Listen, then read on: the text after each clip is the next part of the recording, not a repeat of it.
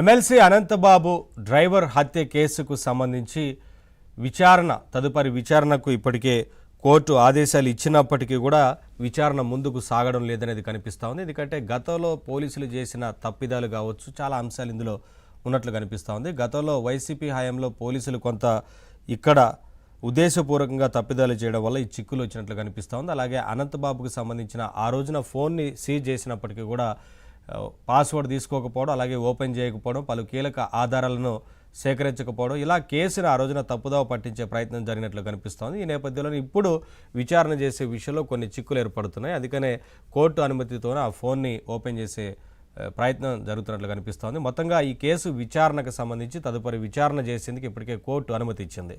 ఆ రోజున అనంతబాబు ఏ రకంగా డోర్ డెలివరీ చేశారు, వారి డ్రైవర్ని హత్య చేసి డోర్ డెలివరీ చేసి ఇంటికి పంపించిన సంఘటన ఆ రోజున యావత్ రాష్ట్రం మొత్తం కూడా చూసింది. ఏం జరిగింది ఏంటి అనేది అందరికీ తెలుసు. అయినప్పటికీ అనంతబాబును మాత్రం వెనకేసుకొని వచ్చింది వైసీపీ.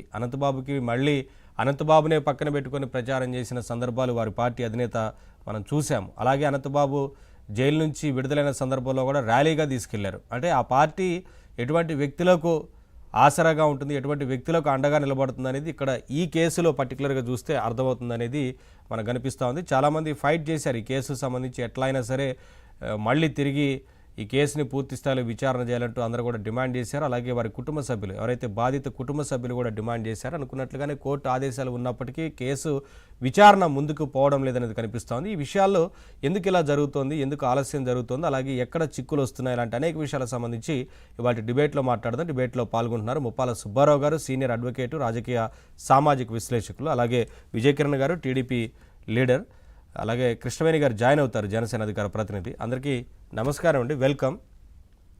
ముందుగా సార్ సుబ్బారావు గారు, ఈ కేసుకు సంబంధించి పూర్తిగా మీరు ముందు నుంచి కూడా